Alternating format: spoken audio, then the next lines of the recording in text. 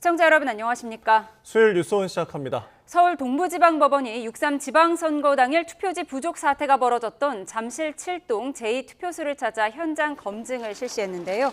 네, 조금 전 현장 검증을 마쳤는데 지금 그 장면을 보여드리고 있습니다. 네, 김지연 부장판사의 모습이 보이고요. 지금 증거물들을 갖고 나오는 모습을 보여드리고 있습니다. 보시는 화면은 오늘 오후 3시부터 지방선거 당일 잠실 7동 제2투표소였던 무상아파트 노인정을 서울 동부지방법원에서 방문해서 증거물 확보를 실시하는 모습입니다. 저 상자에 보시는 것처럼 동부지법 2026주1 증거보전이라고 쓰인 상자를 들고 나왔습니다. 네, 분홍색 뚜껑이 덮인 플라스틱 형태의 상자도 들고 나오는 법원 관계자의 모습을 지금 저희가 보여드리고 있는데요. 저 상자 안에 정확히 어떤 것이 들어있는지는 지금 확인이 안 된 상황인데요.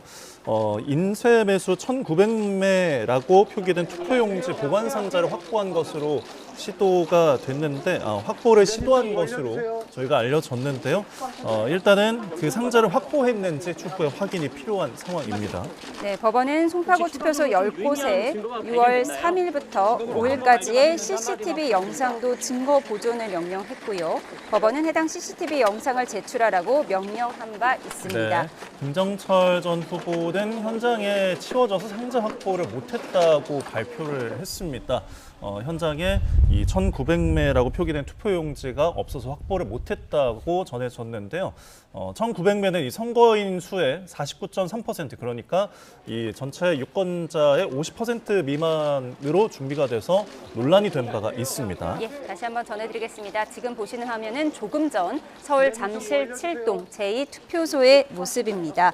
네, 서울시장 후보였던 개혁신당 김정철 최고위원이 중앙선거관리위원회를 상대로 신청한 증거 보존을 법원이 일부 인용하면서 오늘 그 조치를 취하는 모습을 보여드리고 있습니다. 화면에 보신 것처럼 동부지법 2026주1 증거 보존이라고 쓴 상자를 들고 나왔고요. 이에 따른 조치들을 지금 화면으로 보여드리고 있습니다. 네, 일단 법원은 확보한 증거물들을 이제 봉인한 뒤에 동부지법에 보관할 예정인데요. 이건 추후에 증거로 활용될 수 있습니다. 자세한 내용은 저희가 더 추가되는 대로 전해드리도록 하겠습니다.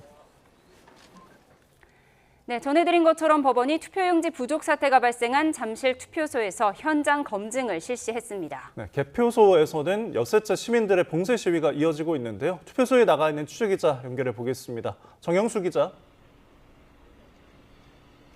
네, 서울 잠실 7동 제2투표소입니다. 네, 현장 검증 소식 자세히 전해주시죠. 네, 조금 전 오후 3시 반쯤 잠실 7동 우성아파트 경로장에서 현장 검증을 마친 법원 관계자들이 빠져나갔습니다. 증거물 검증과 보전을 위해 지방선거 당시 잠실 7동 제2투표소로 사용됐던 경로당 건물을 찾은 지 30분 만입니다. 관계자들은 어떤 증거물을 확보했는지 등을 묻는 취재진의 질문에 답변을 하지 않았습니다. 관계자들은 선거 당시 인쇄매수 1,900매라고 적혀 있었던 상자를 확보하기 위해 현장을 찾은 건데요. 1,900매는 해당 투표인 선거인 수의 49.3%에 해당하는 수치라는 점이 알려지면서 선관위가 인쇄 당시 50% 하한도 지키지 않았다는 논란이 일었습니다. 그런데 현장 검증을 마친 뒤 증거 보전을 신청한 개혁신당의 김정철 최고위원은 기자들을 만나 현장이 다 치워져 상자를 확보하지 못했다고 밝혔습니다. 이에 따라 김 최고위원은 선관위에 사실조회를 신청해 상자가 어디 있는지 확인을 요청할 예정이라고 밝혔습니다. 이곳 경로당은 지방선거 당시 잠실 7동 제2투표소로 사용됐는데 투표소 부족 사태에 항의하는 시민들로 한때 붐볐던 곳입니다.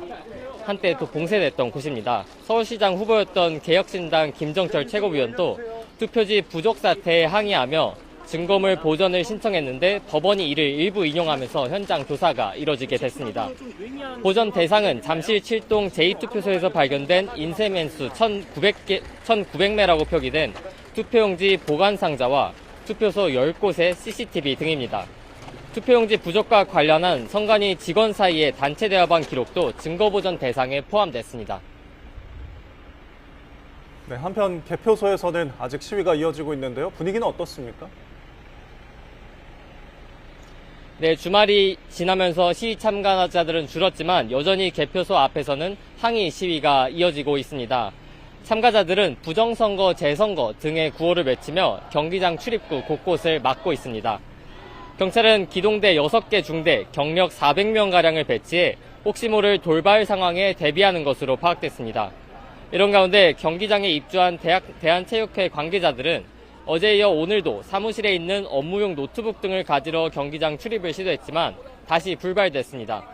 체육회 관계자는 자신들의 업무 터전을 빼앗겼다면서 은행 업무도 제대로 보지 못하고 있다고 하소연했습니다. 어제 시위 참가자들이 법원이 증거 보전 명령을 내린 지역이라며 경기장 출입을 막은 데 이어 오늘도 출입구를 막으면서 관계자들의 불편이 계속되고 있습니다. 지금까지 잠실 7동 제2투표소에서 YTN 정영수입니다. 중앙선거관리위원회가 투표용지 부족 사태 진상규명을 위해 오늘부터 열흘 동안 자체 조사에 착수합니다. 네, 진상규명위원회 첫 회의를 열어서 이번 사태의 원인과 책임 소재 등을 들여다보는데요. 현장으로 가보겠습니다. 안녕하십니까. 투표용지 부족 사태 진상규명위원회 위원장을 맡게 된 조현욱입니다. 지난 6월 3일 지방선거 중에서 자유민주주의 국가에서 절대 있을 수 없고 또 있어서는 안 되는 초유의 투표용지 부족 사태가 발생하였습니다. 이는 결코 단순한 행정착오나 수요 예측 실패라고 변명할 수 없으며 국민의 참정권이 침해된 심각한 헌정질서 위기 사안입니다. 더구나 이 문제가 선관위에 의해서 야기되었다는 점에서 선거관리 시스템의 총체적인 부실이 드러난 것이며 선거의 공정성 회복을 위해서 선거관리 시스템의 혁신적 쇄신이 시급한 시점입니다. 저희 위원회는 진보 보수 진영과 무관하게 객관적이고 중립적인 위치에서 참정권 침해 사태에 대해서 오직 헌법적 가치를 수호하고자 하는 열정으로 모였습니다. 이에 저희 진상규명위원회는 독립적인 지위에서 다음과 같은 일을 수행하고자 합니다. 첫째, 객관적이고 정확한 진상규명을 통하여 투표용지 부족 사태의 전무를 밝히고 그 결과를 투명하게 공개하겠습니다. 둘째, 현 사태에 관하여 책임이 있는 자에 대하여 엄정하게 책임을 묻도록 할 것입니다. 셋째, 총체적 부실이 드러난 선거관리 시스템을 획기적으로 개선할 수 있는 방안을 모색하여 더 이상 선거의 공정성과 신뢰성이 침해되는 일이 없도록 선거관리 시스템의 개혁을 제안하고 권고하겠습니다. 유의 일을 행함에 있어 저희 위원회가 최선을 다하여 열심히 노력할 것이니 저희의 활동을 정치 진영에 따라 유리 또는 불리하게 해석하지 마시고 응원하는 마음으로 지켜봐 주시기를 부탁드립니다. 감사합니다. 네, 조현욱 선관위 진상규명위원회 위원장의 목소리 듣고 오셨습니다. 다음 소식으로 이어갑니다. 정성호 법무부 장관이 6.3 지방선거 투표용지 부족 사태와 관련해 선관위가 해체 수준의 근본적 개혁을 받아들여야 할 거라고 강조했습니다. 정 장관은 60 민주항쟁 제39주년 기념일인 오늘 SNS에 국민이 어렵게 쟁취해낸 참정권이 헌법기관인 선관위의 총체적 부실과 무능으로 침해됐다며 이같이 밝혔습니다. 김민석 국무총리가 6.3 지방선거에서 발생한 투표용지 부족 사태를 국민 참정권 침해로 표현하도록 정부 각 부처에 지시했습니다. 김 총리는 자신의 SNS에 이같이 적고 헌법 정신에 비춰 이런 지시를 내렸다고 설명했습니다. 앞서 김 총리는 대학생 대표들을 만나 이번 사태에 관한 의견을 듣고 민주주의의 근간인 참정권에 대한 청년들의 문제의식을 무겁게 받아들여 경각심을 갖고 대처해야 한다고 강조했습니다. 투표용지 부족 사태에 대한 분노가 대학가 전반으로 확산하고 있습니다. 네, 전국 18개 대학 총학생회는 오늘 오후 6시 각 캠퍼스에서 동시자발적으로 공동 시국선언에 나서는데요. 취재기자 연결해서 자세히 알아보겠습니다. 윤혜리 기자, 공동 시국선언에 참여하는 전국 대학 총학생회가 더 늘어나고 있다고요? 네, 건국대와 고려대, 부산대, 서강대와 서울대, 연세대, 전남대 등 공동 시국선언에 참여하는 전국 대학교 총학생회는 모두 18곳입니다. 이들 대학 총학생회는 60 민주항쟁 39주년인 오늘 오후 6시 각 캠퍼스에서 동시다발적으로 시국선언문을 발표합니다. 이들은 중앙선거관리위원회를 대상으로 한 국정조사나 특검을 통해 철저한 진상조사와 책임자 처벌을 촉구할 예정입니다. 또 정부와 국회를 향해서도 실효적인 재발 방지 대책 마련과 선관위의 구조 개혁을 요구할 방침입니다. 이와 함께 청년과 대학생을 포함해 시민 전체가 참여하는 독립적인 개혁 감시 기구를 만들어야 한다고 주장하고 있습니다. 네, 대학가에서는 선관위 행태를 규탄하는 집단 행동도 이어지고 있죠. 네, 연세대 총학생회 비상대책위원회는 선관위의 투표용지 부족 사태를 규탄하는 공동행동에 나섰습니다. 학생들은 참정권 훼손과 선관위의 무능함을 질타하는 메시지가 담긴 투표용지를 학생회관 앞에 마련된 투표함에 넣는 단체 행동을 이어가고 있습니다.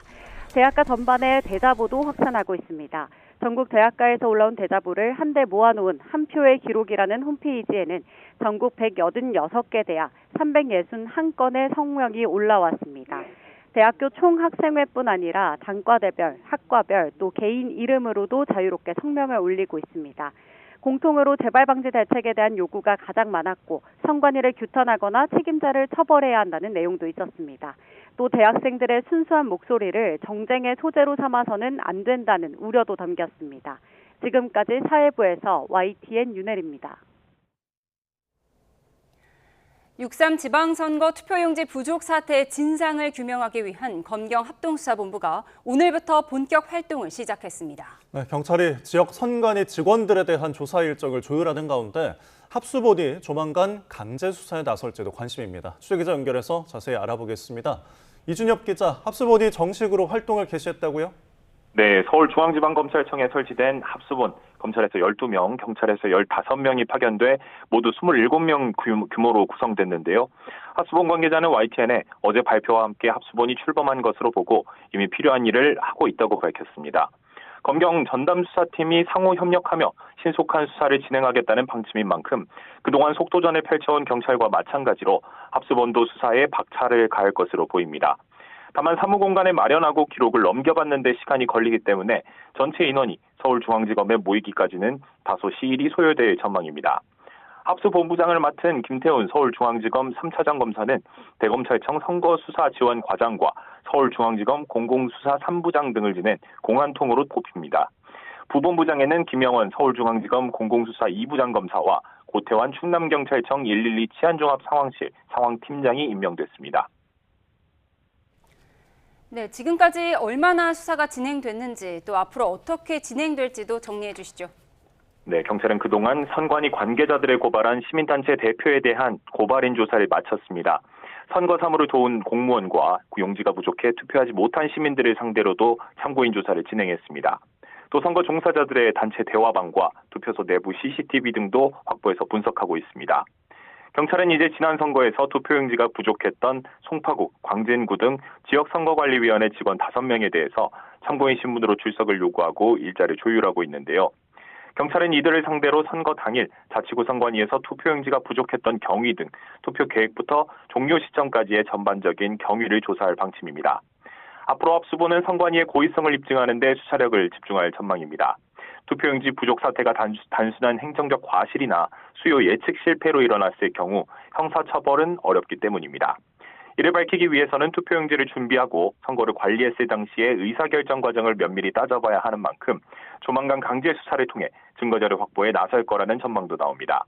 지금까지 합수본이 설치된 서울중앙지검에서 YTN 이준엽입니다.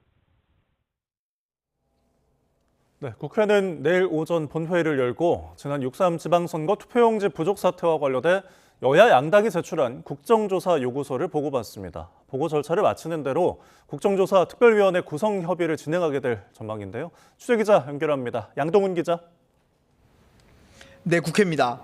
네, 투표용지 부족 사태와 관련해서 국회 속도가 빨라지고 있죠? 네, 조정식 신임 국회의장은 내일 본회의를 열어 교섭단체 양당이 제출한 국정조사 요구서를 보고받고 국정조사 특별위원회 구성에 나설 예정이라고 밝혔습니다. 민주당과 국민의힘이 이미 국정조사에 일정 부분 공감대를 형성한 만큼 특위 구성 협상도 빠르게 진행될 전망입니다. 다만 국민의힘이 발의한 특검 법안의 경우 민주당은 국정조사에서 밝혀지는 내용을 보고 추진하는 것이 합리적이라는 입장을 보이고 있어 당분간 국회 본회의 통과는 쉽지 않아 보입니다. 양당은 각자 행보에도 속도를 내고 있습니다. 먼저 민주당은 송기현 의원을 단장으로 하는 선거제도 개혁 TF 첫 회의를 열었습니다. 한병도 원내대표는 단순히 법과 제도를 일부 손질하는 작업에 그쳐선 안 된다고 강조했고, 송 의원도 참정권 보장과 국민 신뢰 회복에 필요하다면 공직선거법, 선관위법은 물론 헌법까지도 검토하겠다고 밝혔습니다. 국민의힘은 투표용지 부족 사태와 관련해 시국선언 대학생 10여 명을 국회로 초청해 간담회를 열었습니다. 장동혁 대표는 전국 재선거를 실시하는 것만이 선거 민주주의를 다시 세우는 길이라고 주장했고, 간담회에 참석한 대학생은 무너진 선거 시스템 때문에 학생들이 학점도 포기한 채 시험 기간에 거리로 나서고 있다고 목소리를 높였습니다. 장 대표는 앞서 인천과 호남 등 투표소 12곳에서 양당 후보 간 득표수가 똑같았다며 의혹도 제기했는데요. 민주당 한병도 원내대표는 4년 전 국민의힘이 승리한 충북지사 선거에서도 양당 후보 득표수가 똑같은 투표소들이 있었다며 의혹이라는 말로 포장한 부정선거 음모론에 불과하다고 반박했습니다. 네, 민주당 정청래 대표는 오늘 선거 이후에 처음 공개회의를 주재했는데 주요 발언도 전해주시죠. 네, 이재명 대통령이 지방선거 결과를 두고 이겨야 할 곳을 졌다면 최소한 성공이라 보기 어렵다. 민심의 경고라면서 민주당을 에둘러 비판하면서 정 대표의 입장도 주목됐는데요. 최고위원회의 주제로 나흘 만에 공개 일정에 나선 정 대표는 민심이 천심, 국민은 영원하고 정권은 짧다고 강조하고는 이 대통령의 시각에 공감한다고 말했습니다. 당정청 간 원팀 원보이스를 더욱 강화하여 일자라는 지방정부와 함께 일자라는 이재명 정부의 성공을 흔들림 없이 뒷받침해 나가겠습니다. 어제 이 대통령의 유럽 순방길에 정 대표를 초대하지 않는 대신 김민석 총리가 배웅 인파에 처음 포함되면서 대통령이 오는 8월 전당대회에서 김 총리의 힘을 실었다는 해석도 나왔는데요. 국회를 찾아 조정식 신임 국회의장을 예방한 김 총리는 국회로 돌아와 여당이 국정을 잘 뒷받침하도록 노력하겠다고 말하기도 했습니다. 반면 앞서 최고위를 마친 정 대표는 전당대회 출마 여부나 시점 등을 묻는 취재진 질문에 아무 대답을 하지 않았습니다. 네, 국민의힘의 새 원내대표로는 정점식 의원이 선출됐죠. 네, 삼선 정점식 의원이 결선 투표까지 거쳐 김도읍 의원을 7표 차이로 꺾고 신임 원내사령탑에 뽑혔습니다. 비당권파 김도읍, 성일종 후보 중 당선자가 나올 경우 향후 당 노선에 개혁적인 변화가 있을 것으로 예상됐지만 당권파인 정 후보가 당선되면서 대대적인 쇄신 드라이브까지는 기대하기 어렵다는 평가입니다. 실제 당선자로 확정된 직후 도로 친윤당으로 돌아갈까 봐 우려가 있다는 취재진 질문도 있었는데요. 정 원내대표는 당내에 친윤이란 계파는 없다면서도 지적을 뼈아프게 받아들이겠다고 강조했습니다. 그런 시각으로 볼 수도 있다는 것도 그 역시 잘 알고 있습니다. 이런 부분들이 불식될 수 있도록 원내 운영과 당 운영에 적극적으로 의견을 개진하도록 그렇게 하겠습니다. 장동혁 대표가 당내 일각의 사퇴 요구를 거부하는 가운데 원내대표도 당권파가 수성하면서 쇄신을 요구하는 비당권파와의 갈등이 깊어질 수 있다는 전망도 나옵니다. 지금까지 국회에서 YTN 양동훈입니다.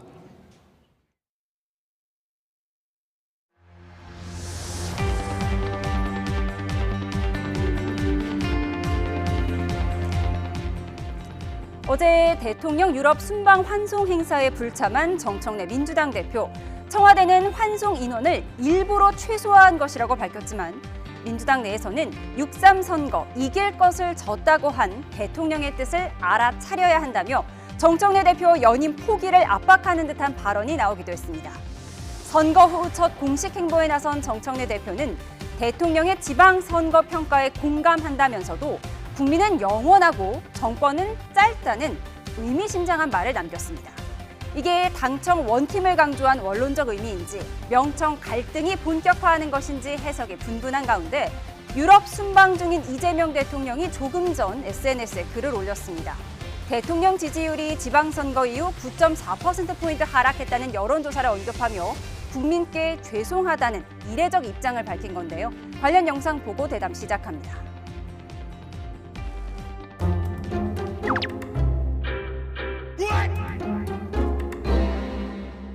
근데 이길 거를 졌다.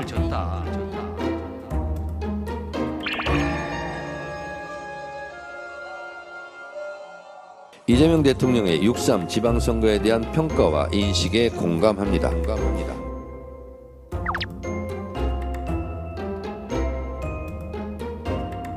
정치는 백공일과예요.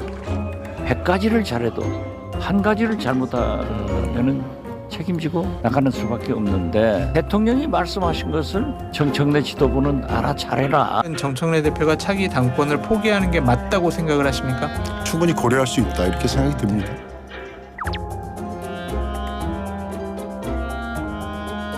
국민을 이기는 정권은 없습니다. 국민은 영원하고 정권은 짧습니다.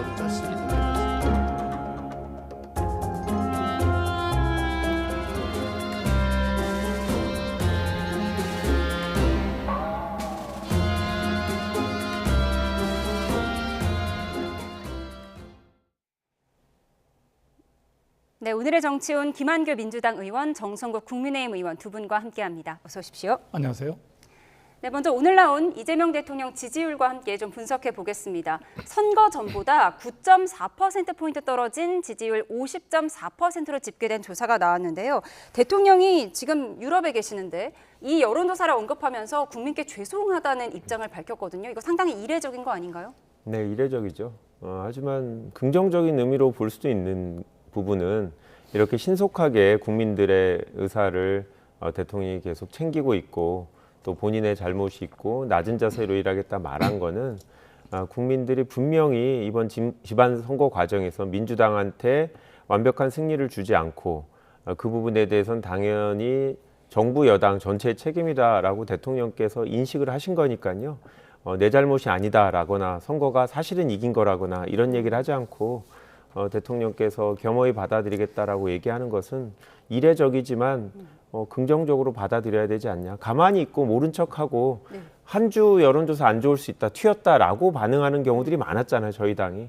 그거보다는 훨씬 바른 자세 아니었나 생각합니다. 예, 역대 대통령 중에 대통령 지지율이 좀 떨어졌다고 이렇게 사과 메시지를 낸 적이 있었던가요? 상당히 좀 보기 어려운 일이죠. 저는 이렇게 좀 의미를 두고 싶어요. 지난 6월 8일 취임 1주년 기자회견 때는 결론은 나이 부족합니다. 그런데 국정 기조는 바뀔 게 없고 조금 더 열심히 해야겠다. 이런 표현을 하셨거든요. 그런데 오늘 나온 이 페이스북의 내용은 뭐 그런 내용보다는 국민께 죄송하다라는 표현을 썼지 않습니까? 이 표현은 이제 대통령이 좀 더 이번에 지방선거에 대한 평가를 승리가 아니다고 확실히 선언하는 것 같습니다. 여러 이유가 있겠지만 물론 민심의 경고도 있죠. 근데 국민의힘도 졌다고 하고 있거든요. 그 민주당은 사실은 승리했다고 볼 수 있어요. 숫자상으로 그렇죠. 예, 그렇죠. 왜냐하면 12석을 가져갔는데. 그런데 서울시장을 극적으로 뺏겼다는 이유로 이렇게 패배했다는 정도의 느낌으로 죄송하다는 느낌, 또 지지율 급락에 대해서 이렇게 대통령이 즉각적인 반응을 보인다는 것은 굉장히 이례적인 일입니다. 그럼 이유가 뭘까요?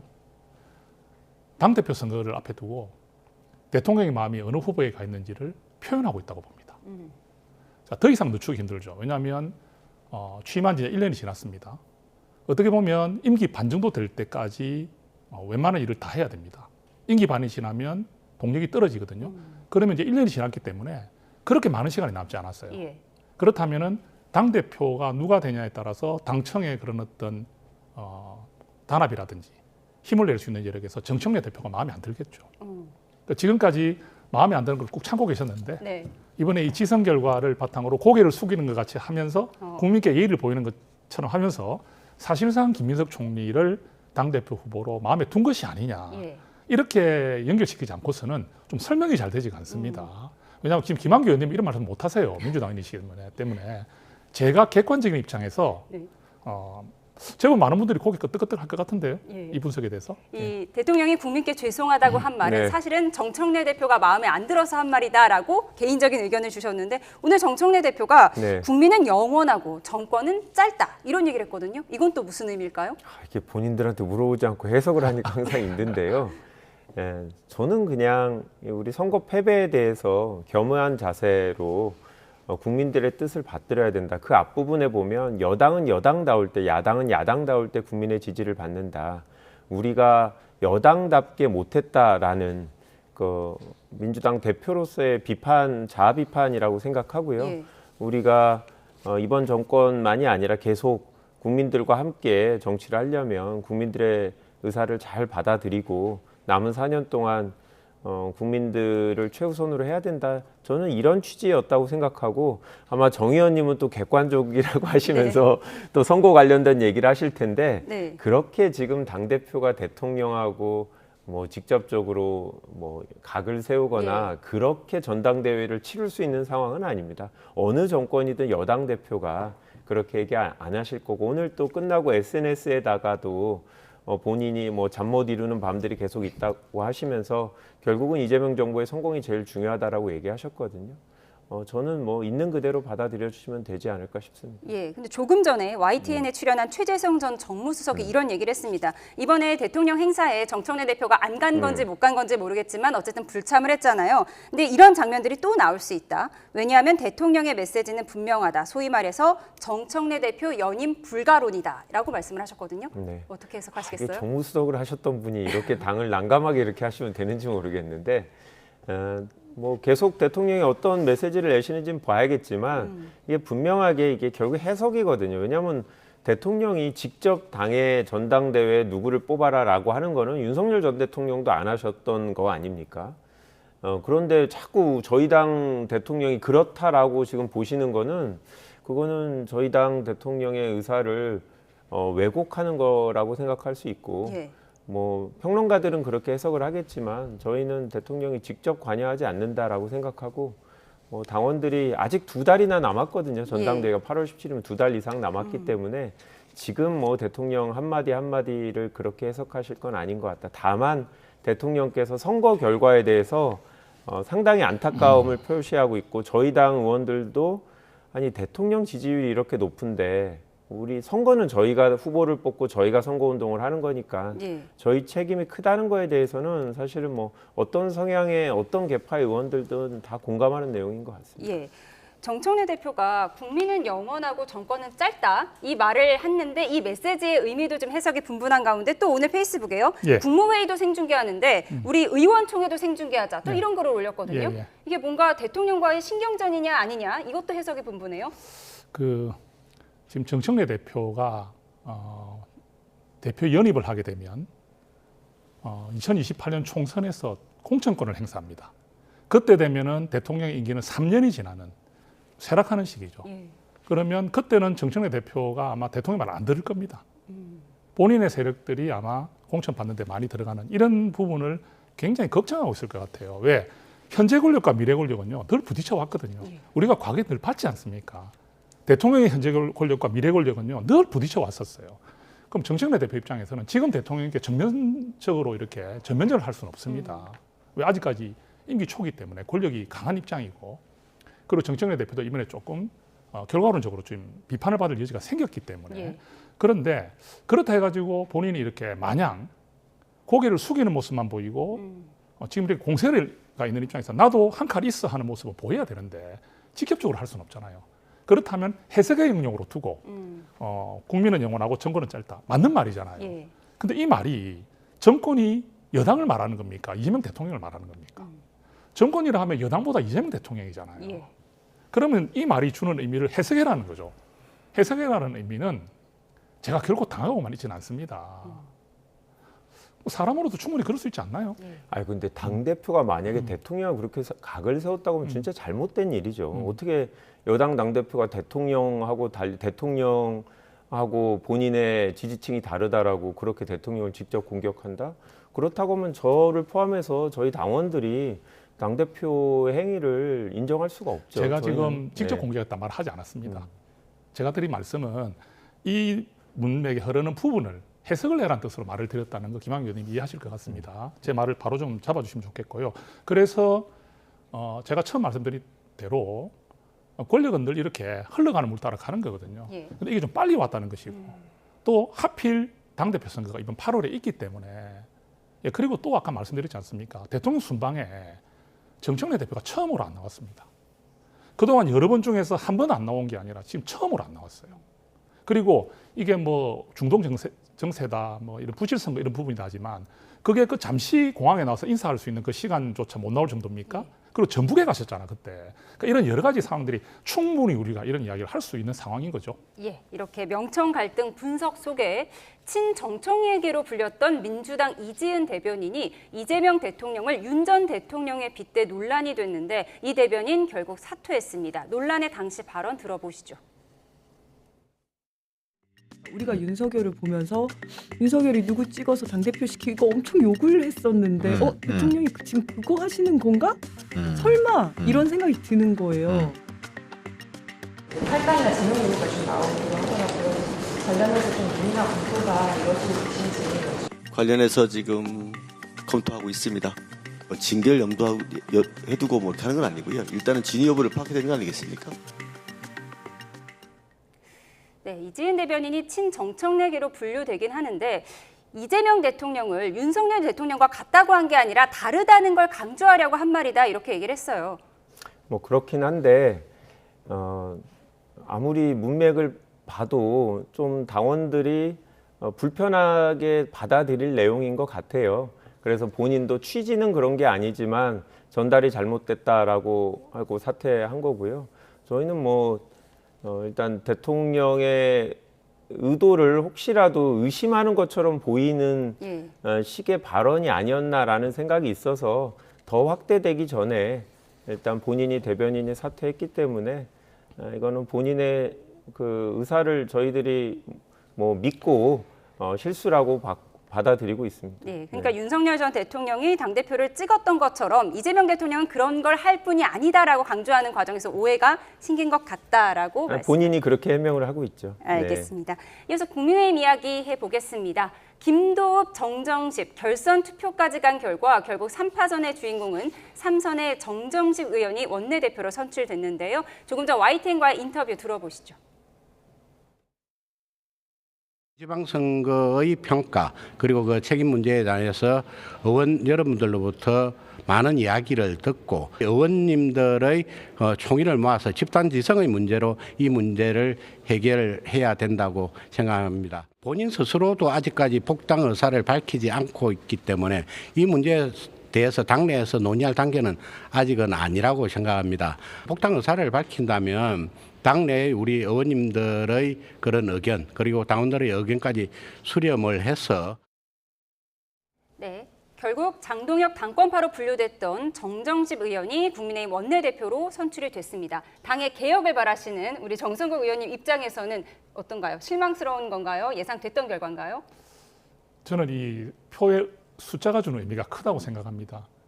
사실 그 얼마 전만 하더라도 정정식 의원의 좀 승리가 아니겠느냐 이런 예상이 많았거든요. 그런데 오늘 결선 투표 가면서 약간 술렁했거든요. 의원들이 결선 투표가 이루어지는구나. 그리고 최종 결과를 보니까 7표 차가 났습니다. 55대 48이죠. 큰 차이가 아닙니다. 그러면은 많이 변했죠. 왜냐하면은 물론 이제 정정식 우리 의장님이 당선은 됐지만 이 김도읍 의원님의 이 표가 정말로 많이 나왔기 때문에. 근데 김도읍 의원님은요 오늘 정견 발표할 때도 분명히 이야기를 했습니다. 우리가 도로 친윤당이나 이야기를 들어서는 안 된다. 네. 그리고 당의 변화를 굉장히 강하게 이야기했거든요. 그런데 많은 표가 나왔어요. 그럼 이 말은 우리 의원들이 변화를 두려워하는 것도 있으면서도 이제 변화를 하지 않으면 안 된다는 데 대한 공감을 많이 일으켰다는 거 아니겠습니까? 그래서 저는 방금 이렇게 말씀을 하셨는데 앞으로 당의 운영이나 방향을 굉장히 좀 변화 쪽으로 두려고 노력하실 것이라 보이고요. 그리고 아까 또 연결돼서 말씀드리면 장동혁 대표의 사퇴 문제라든지 한동훈 전 대표의 복당 문제까지도 선을 긋고 있지 않거든요. 그러니까 이 부분은 안 된다.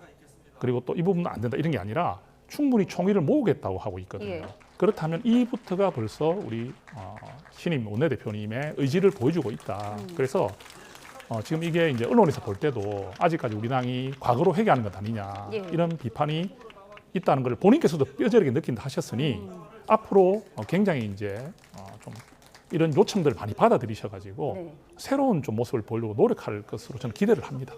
과거에 좀 친윤계로 분류가 되긴 했지만 도로 친윤당으로 가진 않을 것이다라는 말씀을 하셨어요. 어떻게 보세요? 저희도 약간 놀랐습니다.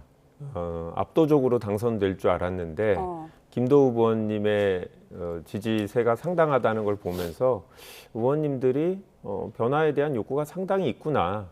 근데 그렇긴 한데 이제 정점식 의원님이 여러분들의 의견을 모아서 결정하겠다라고 얘기를 했고, 근데 결국은 조금이라도 다수의 의견은 정점식이고 그게 사실 장동혁 의원을 포함한 이제 주류의 의견이 아닌가 싶은데, 그렇다고 하면 한동훈 전 대표의 복당이나 네. 아니면 그 일부에서 그러니까 문제를 갖고 있는 이제 도로 추진당이 되지 않기 위한 어떤 행보, 이런 것들을 과감하게 할 수 있는가. 제 생각에는 본인 스타일상 여러분들의 의견을 듣다 보면 그냥 한쪽으로 딱 쏠리지 않기 때문에 결국 현 상태를 유지하는 식으로 당 운영을 하지 않을까 싶은데요. 근데 여하튼 저렇게 많은 분들의 그 반대표를 보면 아마 정 의원님도 한동훈 대표랑 똑같은 노선을 걷기는 좀 어렵지 않을까라고 생각하고 저희도 되게 긴장하고 있습니다. 왜냐하면 국민의힘이 뭐 변화의 모습을 보이게 되면 당연히 또 지지율에 영향을 받을 수 있기 때문에 저희도 더 쇄신해야 된다라고 생각하고 있습니다. 예, 국민의힘 신임 원내대표 선거가 장동혁 체제 유지 여부의 주요 변곡점이 될 거란 예측도 많았는데요. 그렇다면 이제 장동혁 대표의 미래는 어떻게 될지 들어보시죠. 많은 의원들이 우선 지선 결과에 따른 대표의 거취 표명이 필요하다고 말씀을 하고 있습니다. 제가 되물을게요. 객관적인 데이터를 놓고 여러분은 이번 지선 결과를 어떻게 평가하십니까? 객관적 데이터를 봐라라고 했어요. 제가 많이 봤거든요. 예. 졌습니다. 참패했습니다. 굉장히 지금 장동혁 대표 행보는 이례적이고 예. 이상합니다. 일부분의 선거 승리를 가지고 마치 이제 본인의 선거 승리라고 이야기하는 거는 저한테는 굉장히 모욕적으로 들렸습니다. 제가 만약에 장동혁 대표랑 오세훈 당시 이제 후보가 같은 연단에서 투샷을 잡히는 장면이 나온다 그러면 저는 그 자리에서 공개적으로 선대위원장 때려치겠습니다라고 얘기할 정도로 아주 강경하게 장동혁 대표의 거리두기를 저희가 노력을 많이 했거든요. 예.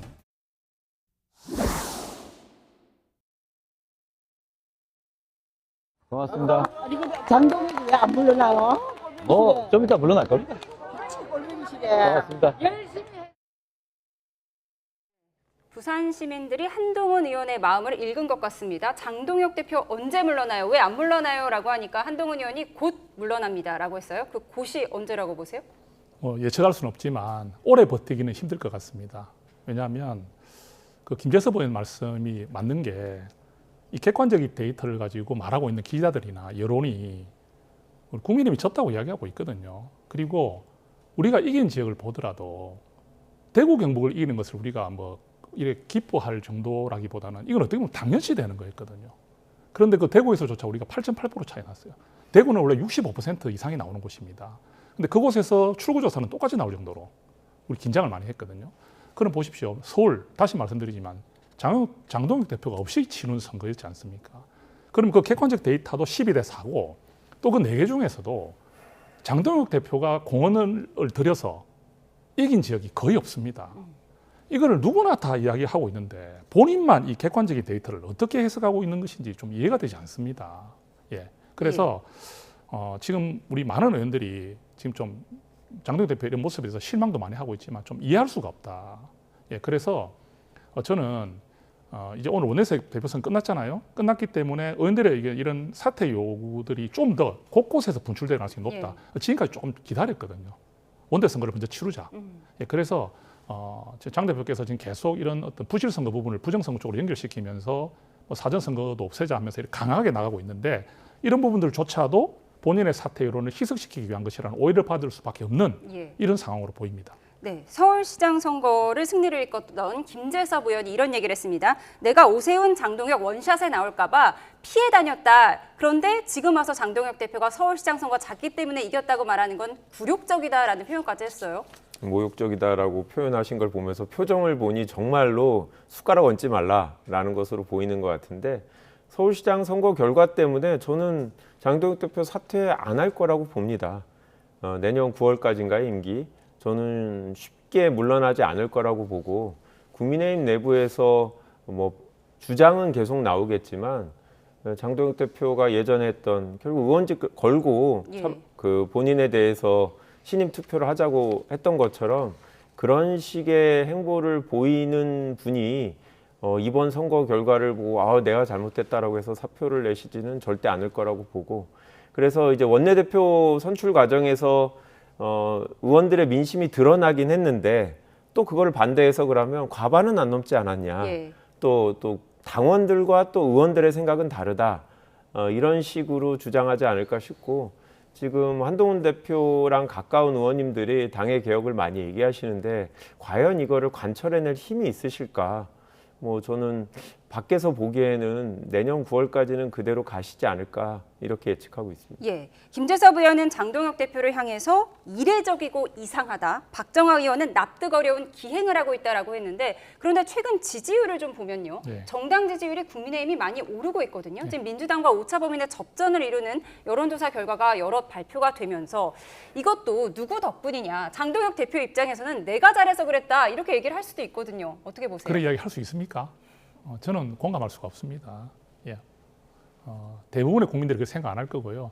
사실은 지금 이번에 그 부실 선거 있지 않습니까? 이게 좀 굉장히 컸습니다. 예. 그럼 여기에 대한 건 선관위에 대한 책임이라고 생각하는 것도 있겠지만, 사실은 대통령과 그 정부, 그죠? 여기에 대한 책임도 묻고 있는 거거든요. 맞지 않습니까? 그죠? 대통령께서도 이 부분에 대해서 엄정한 대응을 이야기하고 있고 엄중함을 느끼고 있는 것 같아요. 그러면 지금 이 부실 선거 사태, 어떻게 보면 이 지금 재선거 요구까지 나오는 이 사태가 굉장히 국민께 실망을 드린 건 사실입니다. 그런 상황이고, 그다음에 또 지금 우리 국민의힘이 지금 저희들이 잘못한 것도 있지만 상대적으로 이번에는 민주당이 보이고 있는 태도들에서의 실망도 많았거든요. 선거 중에 있었던 공소취소 특검 추진이라든지, 그죠? 이런 부분에 대한 것들이 사실 변곡점이 됐던 것도 사실입니다. 그래서 지금은 책임져야 되는 것은 사실 정부와 여당입니다. 그래서 지지율이 요동치는 데 있어서 많은 변화를 줄 수 있는 부분은 정부 여당이거든요. 그러니까 이게 나타나고 있는 것이지, 이것을 장동혁 대표가 잘해서 또는 지도부가 잘해서 지지율이 올랐다 생각하는 분은 제가 보기에는 별로 없을 것 같습니다. 예. 선거 이후에 이렇게 민주당 지지율과 대통령 지지율이 동반 하락하는 양상을 보이는데 민주당에서 원인을 뭐라고 보십니까? 선거 패배로 인해서 이게 선거가 진 정당이 지지율도 확 떨어지는 선례들이 있었거든요. 그래서 진 건 아니잖아요. 아니요, 객관적인 수치는 저희가 지지 않은 거지만 국민들은 민주당이 졌다라고 판단하고 계신 게 아닌가라는 생각이 들고요. 서울시장이 상징하는 부분이 아주 크죠. 또 국민들은 이 객관적인 수치가 아니고 중간에 우리가 민주당이 거의 20% 이상 지지율 격차를 벌렸을 때 이때를 기준으로 비교를 해보면 민주당이 진 게 맞죠. 그리고 서울시장만을 포함해서 경남지사 그리고 보궐선거에서 저희가 다 졌다라는 거는 중요한 곳에서 이거는 여론에 우리 지지층도 좀 실망하는 부분이 있고, 또 아까 의원님께서 말씀하시는 것처럼 선관위, 저희는 이게 독립적인 기구라고 생각하지만 또 국민들에서는 정부라고 넓게 그냥 해석하셔서 대통령과 정부 여당에 대한 부정적인 여론이 올라가는 측면도 있다고 생각하고요. 저희는 12대 4라서 이겼다고 내지는 비긴 거다라고 생각하지 않고, 대통령이 저렇게 반성하는데 저희가 무슨 저희가 지지 않았다고 얘기하겠습니까? 여론조사가 객관적인 현실을 보여주고 있어서 쇄신해야 될 때죠. 예, 투표용지 부족 사태가 결국 정부 여당과 대통령의 지지율 하락을 불러온 것 같다라고 말씀을 하셨습니다. 투표용지 부족 사태 파장이 이렇게 확산하고 있는데요. 선관위가 외부 인사로 구성한 진상규명위를 오늘 출범시켰습니다. 그런가 하면 개표가 진행됐던 경기장을 둘러싸고 출입을 막는 시위가 엿새째 이어지면서 대한체육회 관계자들이 또다시 사무실에 들어가지 못해 어려움을 겪고 있다고 합니다. 화면 함께 보시죠.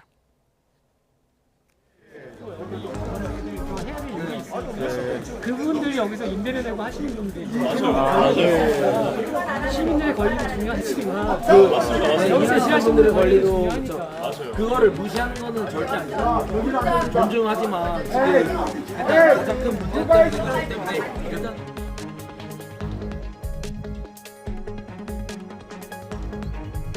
광주 전남 통합시장 선거에서는 두 후보의 득표수가 똑같은 지역이 무려 10곳이나 있었습니다. 5억 9천만 분의 1을 6번 곱해야 하는 확률입니다. 이에 대해 개혁신당 이준석 대표는 5억 9천만 분의 1의 확률이라니 장동혁 대표는 과학적 사고를 포기했냐며 산식을 공개하지 못하면 계산이 아닌 주술이라고 비꼬았습니다. 또 국민의힘이 망상에 빠져 선관위로 군대를 보낸 윤석열 전 대통령과의 일체화를 선언했으니 윤어게인 정당이 된 거라고 강하게 비판했는데요. 여당에서도 비슷한 목소리가 나왔습니다. 장동혁 대표의 주장은 의혹이라는 거창한 말로 포장한 음모론에 불과합니다. 나아가 선거 결과를 부정하고 국민 분열을 선동하는 윤어게인 망령을 되살리려는 작태입니다.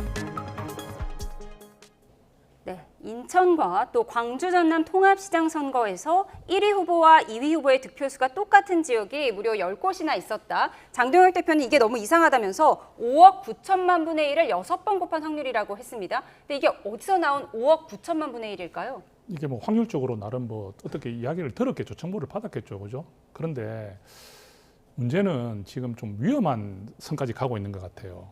저도 지금 이 부분에 대한 분명한 해명은 있어야 한다고 생각을 합니다. 좀 문제가 있는 것 같긴 해요. 분명히 한번 짚어야 될 문제인 건 맞는데 우리가 일부에 있었던 일을 가지고 전체를 다 확대한다든지 또는 이게 부실적인 부분을 가지고 선거 자체가 부정이라서 무효를 한다든지 이렇게 나가는 부분은 국민의힘이 지금 부정선거론에 대해서 옹호하는 듯한 태도를 보이는 부분이 굉장히 위험하거든요.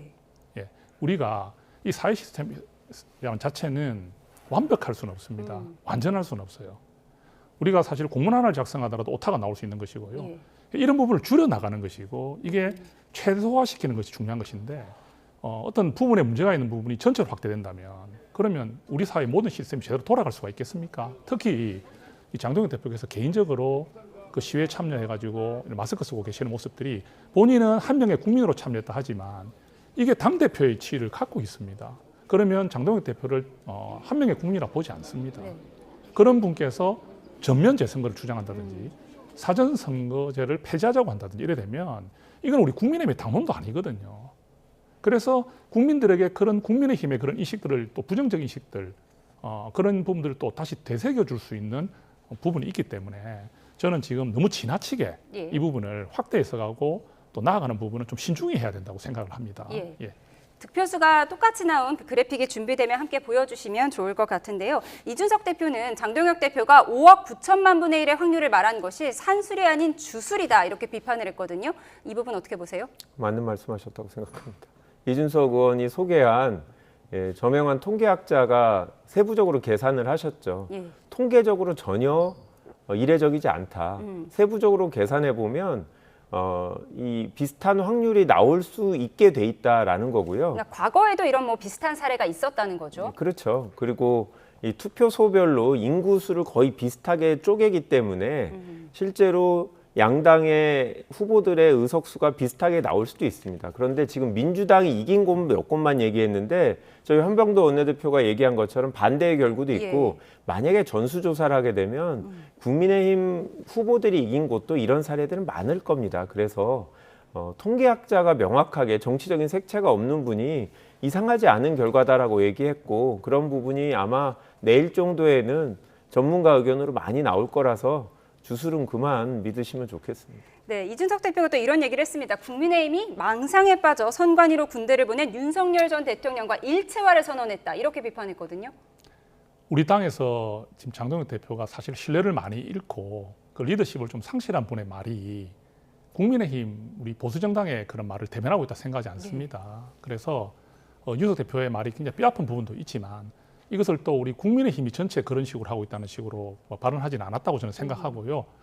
그래서 제가 다시 말씀드리지만 우리 의원들 중에서 과연 지금 장동혁 대표의 저 말씀에 동의하는 분이 얼마나 되는지를 보신다면은 이것은 정말 부분적인 이야기일 것이고 그래서 저희가 지금 국민의힘은 늘 말하다시피 부정선거론을 말한 적이 없습니다. 그래서 그 부분은 꼭 다시 한 명의 국회의원으로서 말씀을 드리고 싶습니다.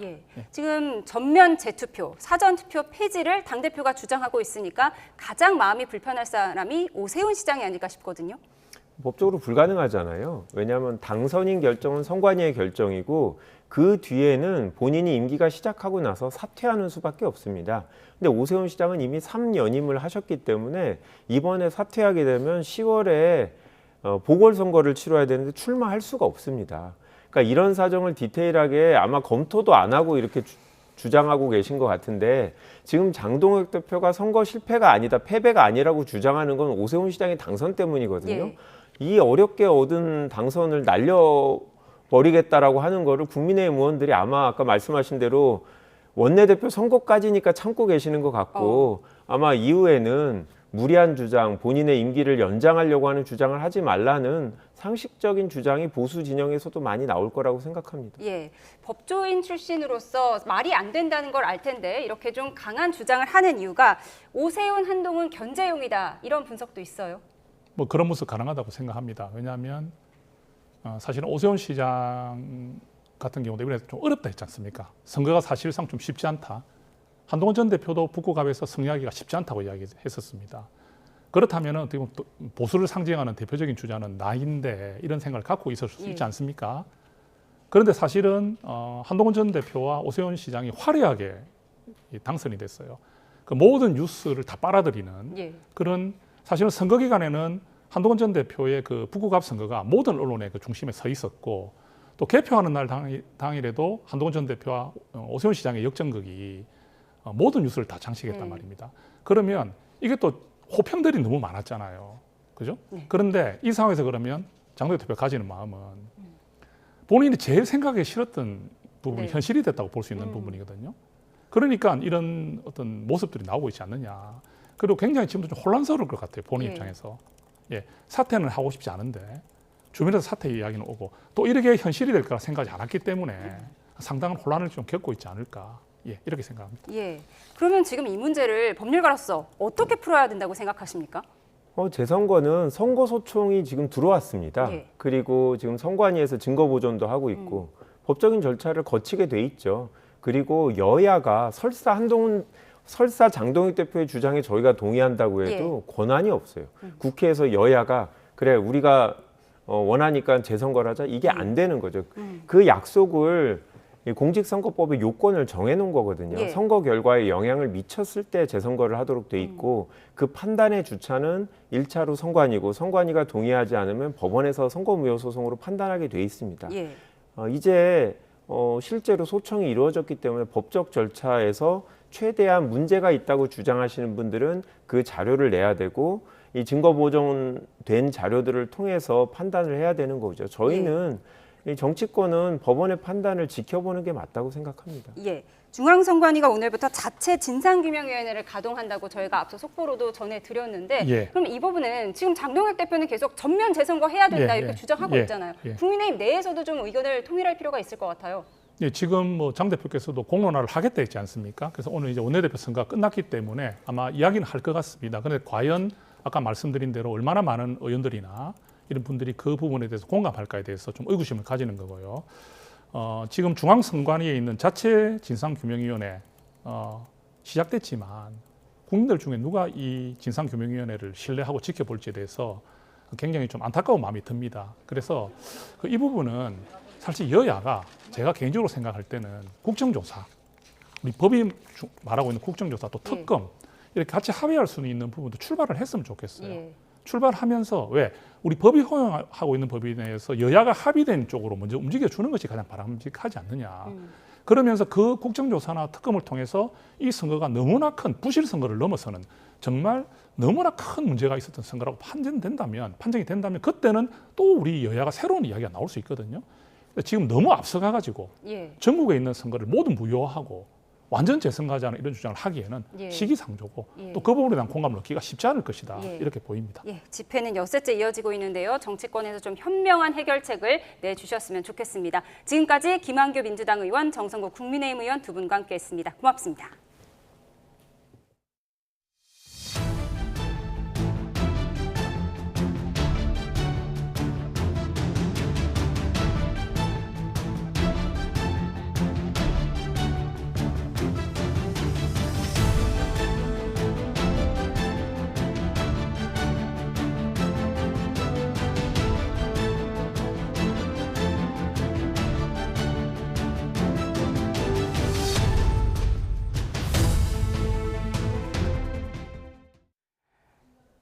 하락세를 이어가던 코스피가 결국 8,000선을 회복하지 못한 채 마감했습니다.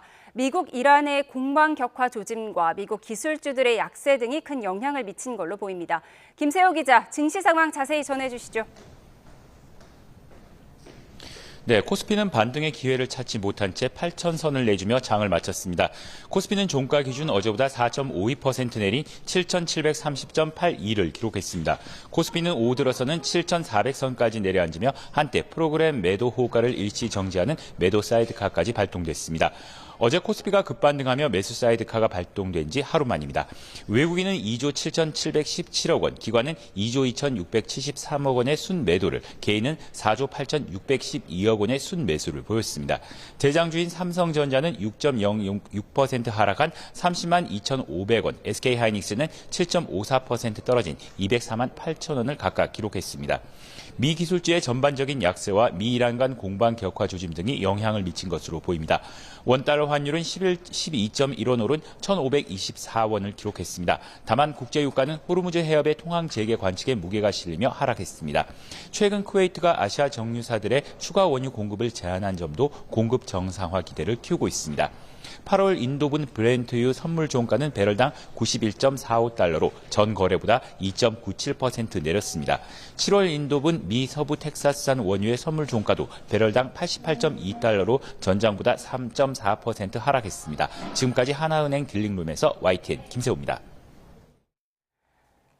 아파트 헬기 추락에 대한 보복으로 미군이 이란 남부 지역 여러 곳을 동시에 공격하면서 호르무즈 해협의 긴장이 고조됐습니다. 이란도 바레인의 미 해군 기지를 드론으로 공격하는 등 군사적 대응에 나섰지만 휴전을 깨는 전면전 수준의 충돌은 서로 자제했습니다. 신호 기자의 보도입니다. 미국이 자위권 차원의 공격을 개시한다고 발표한 직후 이란 남부 지역 곳곳에서 폭발음이 울렸습니다.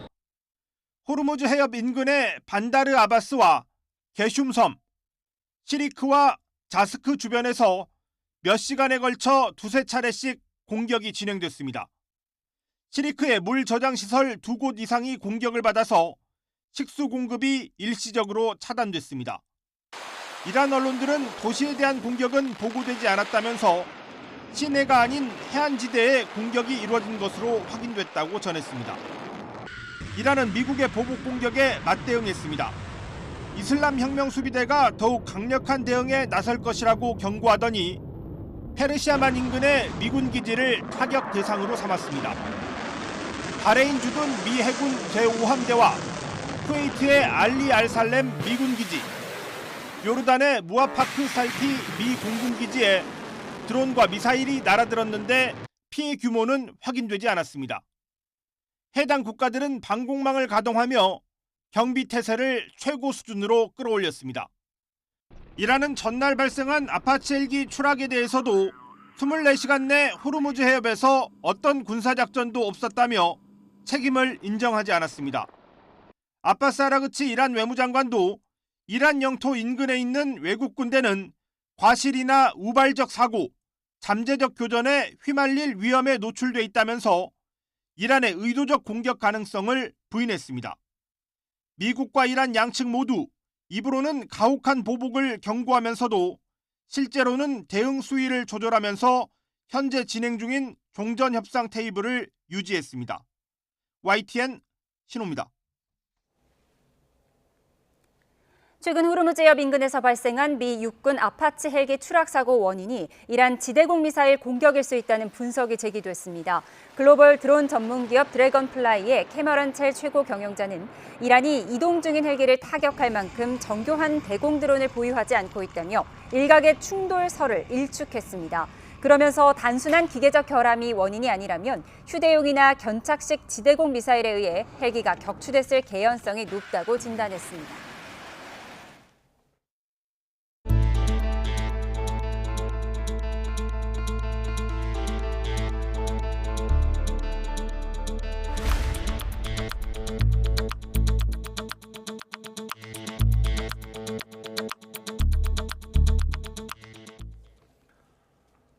초유의 투표용지 부족 사태로 국민적 공분을 산 중앙선거관리위원회가 진상규명위원회 첫 회의를 열었습니다. 이번 문제는 단순한 행정착오가 아니라 총체적 선거관리 부실이라며 전모를 투명하게 밝히겠다고 말했는데요. 현장에 나가 있는 취재기자 연결해 보겠습니다. 황보혜경 기자. 네, 경기 과천 중앙선관위에 나와 있습니다. 네, 지금도 회의가 진행 중인 건가요? 네, 오후 3시 무렵 시작한 선관위 진상규명위원회 회의는 2시간 가까이 진행되고 있습니다. 조현욱 위원장을 비롯해 외부 인사들로 구성된 위원 6명이 오늘 처음으로 한자리에 모였는데요. 회의 시작에 앞서 객관적이고 정확하게 사태 전모를 밝히겠다, 이런 각오를 다졌습니다. 조 위원장의 말 먼저 들어보시죠. 이는 결코 단순한 행정착오나 수요 예측 실패라고 변명할 수 없으며 국민의 참정권이 침해된 심각한 헌정 질서 위기 사안입니다. 투표용지 부족 사태의 전모를 밝히고 그 결과를 투명하게 공개하겠습니다. 조 위원장은 이번 사태가 선관위에 의해 야기된 건 선거관리 시스템의 총체적 부실이 드러난 거라고 꼬집었습니다. 그러면서 책임 소재를 가려 엄정하게 책임을 묻는 건 물론 재발 방지를 위한 선거관리 시스템의 획기적인 개선안도 마련하겠다고 덧붙였습니다. 위원들은 진보, 보수 진영과 무관하게 객관적이고 중립적인 위치에서 모였다며 위원회 활동을 정치 진영에 따라 해석하지 말라고도 당부했습니다. 진상규명위는 오는 19일까지 열흘 동안 활동하게 되고 필요하면 기간을 연장할 수도 있습니다. 그제 기준 투표용지가 모자랐던 투표소는 전국 91곳으로 집계됐는데 위원회 자체 조사를 통해 그 규모가 더 늘어날 가능성도 있습니다. 네, 이번 사태는 투표지 인쇄량을 감축한 게 주된 원인으로 지목이 됐는데요. 이와 관련해서 선관위 회의가 단 한 차례도 없었다고요? 네, 중앙선관위는 이번 지방선거에서 투표용지 최소 인쇄 기준을 유권자의 60%에서 50%로 낮췄습니다.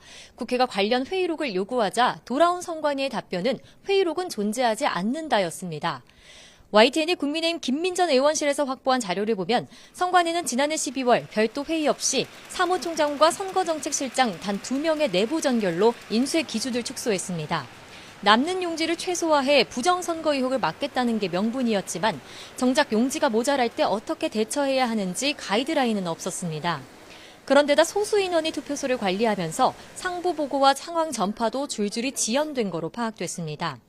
조현욱 진상규명위원장은 앞서 YTN과 통화에서 투표지 인쇄량을 50%로 감축한 결정 과정에 선관위의 고의성이 있었는지도 철저히 따져보겠다고 밝혔습니다.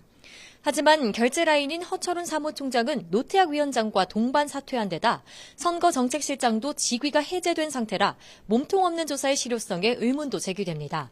지금까지 중앙선관위에서 전해드렸습니다. 잠실 개표소 시위 현장에서 태무경찰이라고 조롱을 받는 등 피해를 입은 경찰관이 경찰권 회복을 요구했습니다. 서울경찰청 기동대 소속 김모 경적은 오늘 서울 경찰 내부망에 올린 글에서 경찰 위상이 굉장히 흔들리고 있다며 필요 이상으로 추락했다면 이를 어떻게 회복할 수 있을지 고민해야 할 시점이라고 말했습니다. 앞서 지난 5일 투표소 봉쇄 시위 현장에서 일부 참가자들이 김경정을 향해 중국 경찰이 아니냐며 의심하고 조롱하는 영상이 SNS에 올라와 논란이 된 가운데 김경정의 아내는 허위 정보를 유포한 계정들을 상대로 법적 대응을 예고했습니다. 투표용지 부족 사태가 벌어지고 일주일이 된 오늘까지도 논란이 이어지고 있습니다. 네, 법원은 사태 관련 증거 보전에 나섰고 검경 합동수사본부도 진용을 갖추고 본격적인 수사에 착수했습니다. 사회부 조경원 기자와 함께 자세한 내용 짚어보겠습니다. 어서 오십시오. 어서 오십시오. 네, 법원이 어제 증거 보전 신청을 인용을 했고요. 조금 전에 현장 검증까지 끝났죠. 맞습니다. 서울 동부지방법원은 오늘 오후 3시부터 30분가량 신청인인 김정철 전 개혁신당 서울시장 후보와 함께 서울 잠실 7동 제2투표소 현장에서 검증을 진행했습니다. 어제 법원에서 인용한 증거보전 대상에는 인쇄매수 1,900매라고 적힌 투표용지 보관 상자와 포장재 등이 있었습니다. 이 상자를 증거로 확보하기 위해 이 상자가 처음 발견됐던 해당 투표소를 찾아 확인하는 절차를 거친 겁니다.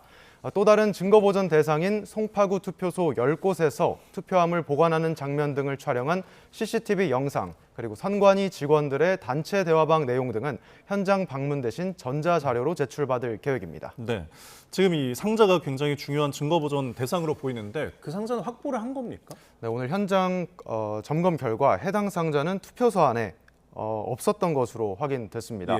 이 상자는 선거 무효 소송이 진행될 경우 선관위의 준비 과실을 입증할 수 있는 증거가 될 수 있어 보전 가치가 크다는 분석입니다. 검증을 마치고 나온 김정철 최고위원은 현장이 치워져 상자를 확보하지 못했다며 중요한 증거인 만큼 선관위에 이 상자가 어디에 있는지를 알려달라는 내용의 사실조회를 신청하겠다고 밝혔습니다. 다만 선관위 관계자는 YTN과의 통화에서 선관위도 현재까지 해당 상자가 어디 있는지 알지 못한다고 설명했습니다.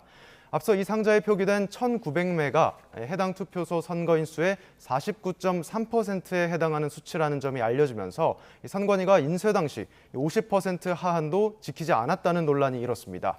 법원은 상자를 확보하면 동부지법 청사로 옮겨 봉인해서 보관할 방침인데 앞으로 선거 소송이 진행될 경우 증거로 사용될 전망입니다. 네, 그러니까 1,900매라고 쓰인 그 상자는 지금 확보를 못한 상태고요. 그리고 앞서 김정철 최고위원이 증거 보존을 신청한 대상에는 투표함과 투표지도 있었는데 이거는 그럴 필요가 없다면서 기각이 됐잖아요. 이유가 뭐죠? 그렇습니다. 김정철 최고위원은 이 투표용지 부족 사태가 벌어진 이 송파구를 포함해서 서울시 33곳 투표소의 투표함과 투표지에 대해서도 증거 보존을 신청했지만 법원은 이를 받아들이지 않았습니다. 법원 결정문을 보면 투표함과 투표지 등은 당선인의 임기 동안 선관위에서 보관하는 것이 원칙이라는 점을 들며 증거 보존 필요성이 부족하다고 판단했습니다. 증거 보존 신청은 버려지거나 훼손될 우려가 있는 증거를 신속히 확보할 필요가 있을 때 법원에 제기하는 것이 일반적입니다. 이번에 증거 보존 대상이 된 투표용지 보관 상자는 선거가 끝나면 폐기되는 경우가 대부분입니다. 그런 만큼 법원은 해당 상자와 삭제 우려가 있는 CCTV 영상, 또 단체 대화방 내용 등에 대해 소송 전에 미리 신속하게 확보할 필요가 있다고 판단한 것으로 보입니다. 그렇다고 투표함과 투표지가 소송에서 증거가 될 수 없다는 뜻은 아닙니다. 선관위는 법원이 재판에서 자료 제출을 요청한다면 이에 응할 의무가 있기 때문에 앞으로 소송이 진행된다면 투표함이나 투표지를 증거로 활용하는 데에 어려움은 없을 것으로 보입니다. 네, 김정철 최고위원이 이제 서울시장 후보였잖아요. 지금 선거 무효 소송에 나서겠다고 밝혔죠? 맞습니다. 이르면 다음 주 초 선거 무효 소송의 전 단계인 선거 소청을 선관위에 제기하겠다고 밝힌 상황입니다. 선거 소청이 접수되면 선관위는 60일 안에 소청에 대한 결정을 내려야 합니다. 소청이 받아들여지면 또 30일 안에 재선거를 실시해야 하고 기각이나 각하 결정이 나올 경우 신청인은 법원에 선거 무효 소송을 제기할 수 있습니다. 물론 선거 결과에 영향이 미쳤다고 판단될 때에만 선거에 대해 무효나 일부 무효 결정이 나오게 됩니다. 이번 투표용지 부족 사태로 투표를 하지 못한 채 돌아간 유권자도 있어 논란인 가운데 소청에 대해 선관위가 내릴 판단에도 관심이 쏠립니다. 네, 이어서 지금 개표소 집회 현장도 좀 살펴보도록 하겠습니다. 지금 엿새째 이어지고 있는데요. 오늘 상황은 어떻습니까? 네, 맞습니다. 말씀하신 것처럼 송파구 개표소가 마련된 서울올림픽공원 핸드볼 경기장에서는 출입문을 봉쇄하는 시위가 지난 5일이죠. 5일부터 이어지고 있습니다. 저희 YTN 취재진도 매일 현장을 찾아 시민들의 시위 상황을 취재하고 있습니다. 가족 단위 참가자 등 다양한 시민이 재선거를 외치던 주말과 비교하면 평일로 접어들면서 인원이 다소 줄었고 또 시위 분위기도 사뭇 달라졌습니다. 구호가 부정선거, 재선거로 바뀌면서 참가자들 사이에서는 정치색을 빼고 재선거만 외치자는 주장과 또 부정선거 의혹을 앞세워서 강경하게 대응하자는 주장이 맞서면서 또 실랑이가 벌어지기도 했습니다. 예. 자, 지금 봉쇄가 이렇게 장기화되면서 경기장 관계자들과도 좀 마찰이 빚어지고 있다고요? 네, 맞습니다. 대한체육회 경기단체연합회 관계자들은 오늘 오전 9시쯤 업무용품과 은행 업무에 필요한 노트북과 OTP 등을 가지고 나오기 위해서 경기장 안에 있는 사무실로 들어가려 했습니다.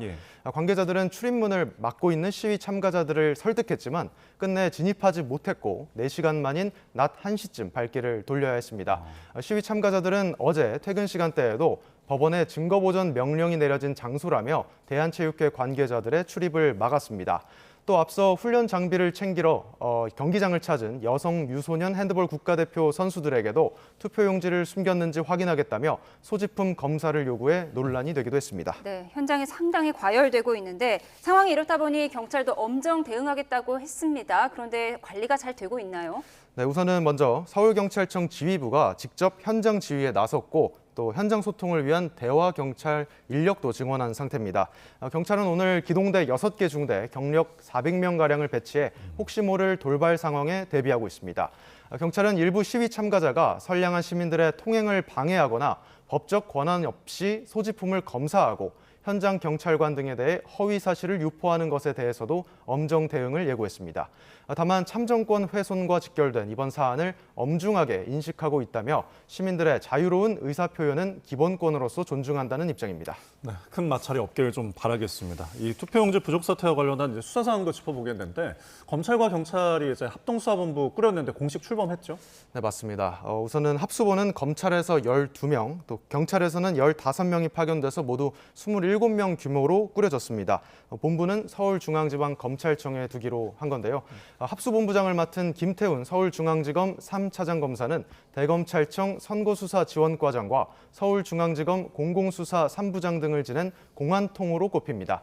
부본부장에는 김형원 서울중앙지검 공공수사 2부장 검사와 고태환 충남경찰청 112 치안종합상황실 상황팀장이 임명됐습니다. 다만 사무 공간을 마련하고 기록을 넘겨받는데 시간이 걸리기 때문에 전체 인원이 서울중앙지검에 모이기까지는 다소 시일이 걸릴 전망입니다. 예, 말씀하신 것처럼 검경 합동수사본부가 이제 수사를 구체화하기 위해서는 좀 시간이 걸릴 것 같고 이미 수사를 진행하고 있는 게 경찰이잖아요. 경찰이 선관위 관계자들을 불러 조사하기로 한 거죠? 맞습니다. 우선은 경찰은 투표용지가 부족했던 송파구, 광진구 이곳의 지역선거관리위원회 직원들을 이 중에서 5명에 대해서 참고인 신분으로 출석을 요구했고 지금 날짜를 조율하고 있는 상황입니다. 직원들을 상대로 선거 당일 자치구 선관위에서 투표용지가 부족했던 경위 등을 조사한다는 계획입니다. 경찰은 앞서 선관위 관계자들을 고발한 시민단체 측을 불러 고발인 조사를 진행했고 또 선거 사무를 도운 공무원과 또 용지가 부족해 투표하지 못한 시민들도 참고인으로 불러 조사했습니다. 또 선거 종사자들의 단체 대화방과 투표소 내부 CCTV 등도 확보해 분석하고 있습니다. 그동안 속도전을 펼쳐온 경찰과 마찬가지로 합수본도 사건을 넘겨받게 되면 수사에 박차를 가할 것으로 보입니다. 네, 그럼 앞으로 전망되는 수사 방향은 어떻습니까? 네, 합수본은 일단 이 선관위의 고의성을 입증하는 데 수사력을 모을 것으로 보입니다. 투표용지 부족 사태가 단순한 행정적 과실이나 수요 예측 실패로 일어났을 경우 형사처벌은 어렵기 때문입니다. 이를 밝히기 위해서는 투표용지를 준비하고 또 선거를 관리했을 당시의 의사결정 과정을 면밀히 따져봐야 합니다. 따라서 조만간 압수수색 등 강제 수사를 통해 증거자료 확보에 나설 거란 전망도 나옵니다. 네, 이제 일주일 된 투표용지 부족 사태와 관련해서 사회부 조경훈 기자와 이야기 나눠봤습니다. 고맙습니다. 고맙습니다.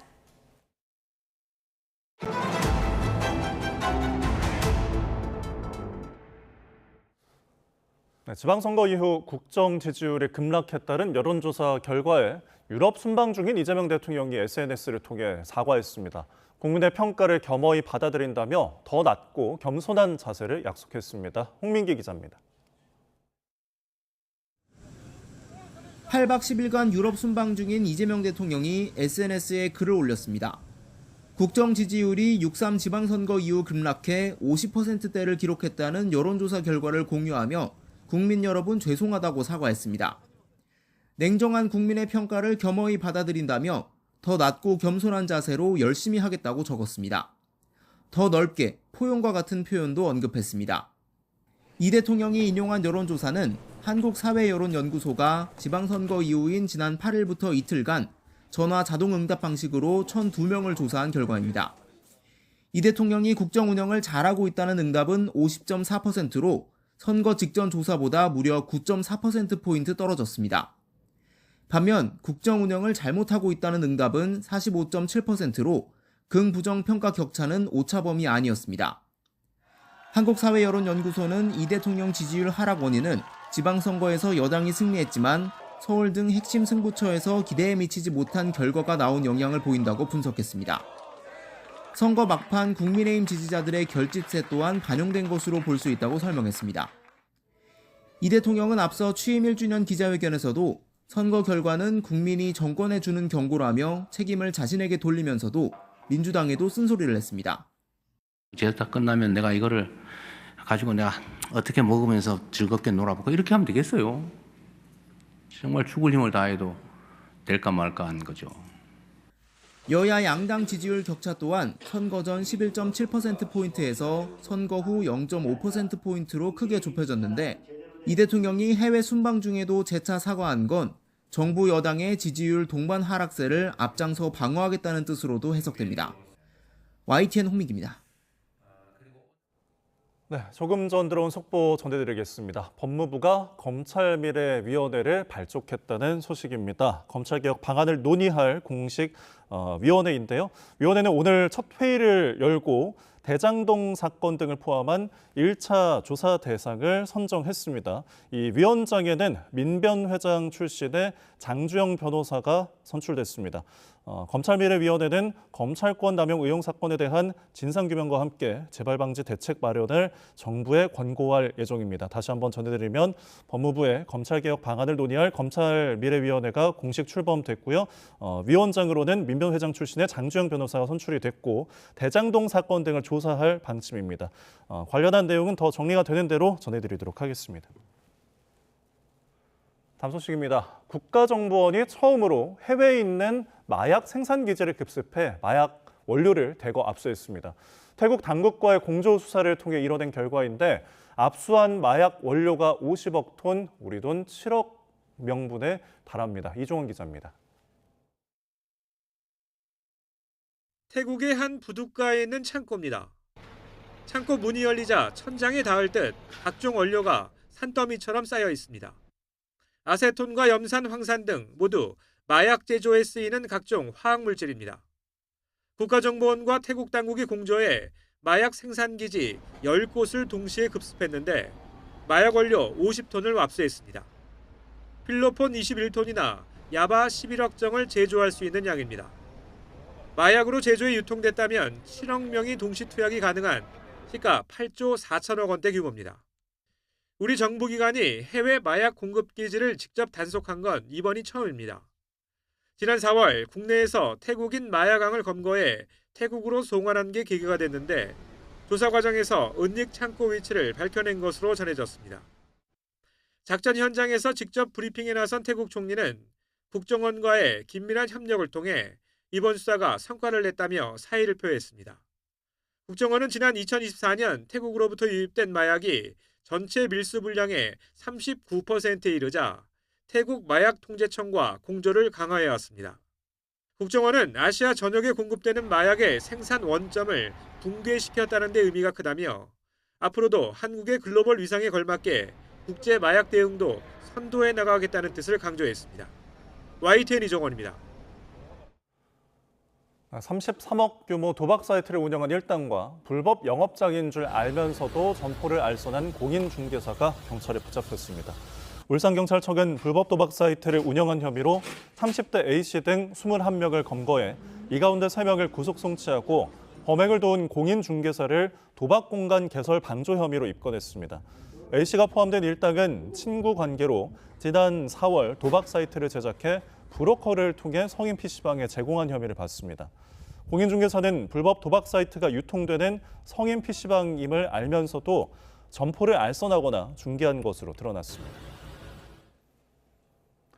오늘 정오쯤 서울 상암동 서울 수상 레포츠 센터에 정박 중이던 보트에서 불이 나 50분 만에 꺼졌습니다. 이 불로 다친 사람은 없었고 보트 한 대가 완전히 불에 탔습니다. 비타민C 등이 들어간 식품을 마치 신체 나이를 줄여주는 제품인 것처럼 과장 광고에 팔던 일당 등이 붙잡혔습니다. 이들은 인공지능 AI를 이용해 가짜 의사 영상을 만들어 불법 광고를 이어왔는데 얻은 매출만 80억 원이 넘습니다. 김주영 기자가 보도합니다. 한 온라인 광고에 성형외과 전문의가 등장해 10년 어려지는 비법을 말합니다. 특정한 제품을 말하더니 효과가 너무 강하다고까지 강조합니다. 한 달 만에 아예 확실한 변화를 원하시는 분들만 섭취하시길 권합니다. 들어가 있다는 화학물질을 언급하며 그 특징을 자세히 설명하니 새삼 전문성마저 느껴집니다. 효과 시술이나 성형보다 훨씬 자연스럽고 본질적인 회복이 됩니다. 누구나 귀가 솔깃해지지만 사실 이 의사는 인공지능 AI로 만든 가짜 의사였습니다. 더구나 이들이 판매하는 제품 역시 약이나 건강기능식품이 아니었고 비타민C와 효모 등을 넣어 만든 일반 식품에 불과했습니다. 현행법에는 건강기능식품이나 일반 식품에 해당하는 기타 가공품을 의사가 추천하는 광고를 금지하고 있고 AI로 생성한 가짜 전문가가 같은 역할을 하는 것도 불법입니다.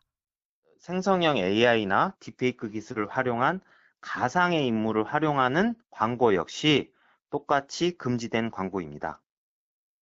이 업체는 이런 불법 과장 광고를 통해 지난해부터 9개월 동안 65만 개 제품 81억 원어치를 팔아왔습니다. 시각처는 해당 업체 법인과 사업본부 대표를 적발해 검찰에 송치했고 광고는 모두 삭제 조치했습니다. 조만간 지자체에 행정조치가 내려질 예정인 가운데 시각처는 집중 모니터링을 통해 AI 가짜 광고들을 지속적으로 감시한다는 방침입니다. YTN 김주영입니다. 3,300만 건이 넘는 개인정보 유출 사태를 일으킨 쿠팡에 대한 제재 수위가 조만간 결정됩니다. 사태 발생 7개월 만으로 유출 규모로 볼 때 역대 최대 규모의 과징금이 부과될지 관심입니다. 양희력 기자가 보도합니다. 개인정보보호위원회가 전체 회의를 열어 사상 초유의 개인정보가 유출된 쿠팡에 대한 제재안 심의에 들어갔습니다. 전체 회의에선 상임위원과 비상임위원들이 모여 사태의 심각성을 논의하고 처분 수위를 결정합니다. 쿠팡에서 대규모 개인정보 유출 사태가 발생한 지 7개월 만입니다. 앞서 쿠팡은 지난해 11월 개인정보 유출 사실을 알리는 사과문을 게재했습니다. 이후 쿠팡은 중국인 전 직원의 소행이고 유출 규모가 그리 크지 않다고 해명했지만 정부 민관합동조사단 조사 결과 치명적인 보안 취약점을 악용한 해킹으로 판명됐습니다. 또 실제 유출된 개인정보가 무려 3,367만 건이 넘는 것으로 확인됐습니다. 사실상 대한민국 경제활동 인구를 넘어 성인 대부분의 개인정보가 털린 셈입니다. 단일 기업에서 일어난 사상 초유의 사태에 과징금 규모가 얼마나 클지도 관심입니다. 현행 개인정보보호법을 보면 개인정보 유출 사고가 발생했을 때 매출의 최대 3% 범위에서 과징금을 부과할 수 있도록 규정하고 있습니다. 쿠팡 한국법인의 지난해 매출액이 45조 5천억 원에 이르니까 이를 단순 적용하면 최대 과징금 규모는 1조 3천억 원에 이릅니다. 개인정보 유출 사고가 발생하는 경우 국민의 눈높이에 상응하는 엄정한 제재와 실효적 손해배상이 이루어지도록 할 것입니다. 쿠팡에 대한 제재 수위와 과징금 규모는 이르면 내일 오전 공개됩니다. YTN 양일혁입니다. 사상 초유의 투표용지 부족 사태를 둘러싸고 선거관리위원회에 대한 질타가 연일 쏟아지고 있죠. 6.3 지방선거 당일 투표소 등에 투입됐던 공무원 노조는 선관위를 맹비난하며 해체 수준으로 개혁하지 않으면 선거 사무를 함께할 수 없다고 선언했습니다. 이형원 기자입니다. 전국 공무원 노동조합이 선거관리위원회를 향해 날선 비판을 쏟아냈습니다. 초유의 투표용지 부족 사태는 민주주의 근간을 무너뜨린 국가적 참사라고 질타했습니다. 특히 부정선거론자들의 억지 주장에 휘둘려 CCTV 설치 같은 보여주기식 대응에만 몰두하느라 투표구별 선거인수 산정과 투표용지 수급 관리라는 기본적인 책무마저 저버렸다고 꼬집었습니다. 이 잘못된 선거제도 시스템 속에서 우리 공무원 노동자들은 더 이상 선거 업무에 함께할 수 없음을 이 자리에서 밝히는 바입니다. 이번 사태 근본 원인으로는 대행사무를 꼽았습니다. 방대한 조직을 유지하면서도 선거 현장의 핵심 업무는 지자체 공무원에게 떠넘겨온 기형적 구조가 문제라는 겁니다. 권한은 털어지고 일과 책임을 넘기는 기형적 구조가 수십 년간 반복되었다. 현장을 모르는 선관위, 아무것도 통제하지 못하는 선관위, 이번 사태는 그 민낯이 적나라하게 드러난 사건이다. 이에 노조는 선관위 본연의 업무를 지방 공무원에게 떠넘기지 말고 직접 수행하라고 촉구했습니다. 이번 참사가 조직적 무능과 책임 회피에서 비롯되었음을 인정하고 조직 해체, 재창설 수준의 전면 개혁을 추진하라! 또 종이투표 시스템에서는 해결할 수 없는 문제라며 선관위에 전자투표를 도입하라고 요구하기도 했습니다. YTN 이영훈입니다. 이틀 전 필리핀을 덮친 강력한 지진으로 인명 재산 피해가 크게 늘고 있습니다. 50년 만에 최악으로 기록된 이번 강진과 이딴 여진에 추가 붕괴 우려로 수색 구조 작업이 어려움을 겪고 있습니다. 김종욱 기자입니다.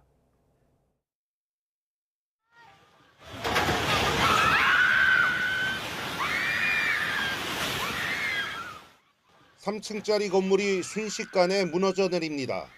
공포에 질린 이들의 비명과 자욱한 먼지가 주변에 가득합니다. 진앙에서 북쪽으로 약 60km 떨어진 인구 70만여 명의 이 도시도 재앙을 피해가지 못했습니다. 사망자가 속출하고 곳곳에 쓰러진 건물과 전신주 등이 뒤엉켰습니다. Basta nakita namin yung mga kwan dito, mga flooring, ganun-ganun ako. Siguro ganun ang kanya. Ang umbok-umbok niya. Itong bahay ko, ganun-ganun ako. Takbo lang kami doon. Wala nang magawa. Basta takbo na lang kami. 현지 시간 8일 아침 필리핀 남부 민다나오 섬 앞바다에서 일어난 규모 7.8의 강진과 여진이 육지 곳곳을 덮쳐 인명피해가 크게 늘고 있습니다. 사랑가니주에선 산사태로 여러 명이 숨지고 남코타바토, 동다바우즈, 발루트 섬에서도 사망자가 나왔습니다. 간신히 목숨을 건진 주민들은 하루아침에 보금자리를 잃었습니다. 곳곳에서 숱한 가옥을 비롯해 정부 시설과 교량 등이 파괴됐습니다. 피해 지역 수천 개 학교에서 건물 안전 진단을 위해 수업이 중단됐습니다. 폐허 속에 수색 구조를 위한 사투가 벌어졌지만 건물 추가 붕괴 우려로 어려움을 겪고 있습니다. Mahirap tanggapin sa nanay yung anak nandoon hanggang ngayon. Ewan ko. 첫 강진 후 규모 6.7의 강력한 지진을 비롯해 여진이 1,100여 차례 뒤따른 것으로 집계됐습니다. 이번 지진은 1976년 8월 17일 민다나오 섬을 덮친 규모 8.1의 강진 이후 50년 만에 최악의 지진이라고 AP통신은 전했습니다. 당시 최고 15m 높이 지진 해일이 해안을 덮쳐 5천여 명에서 최대 8천여 명이 숨졌습니다. YTN 김종욱입니다.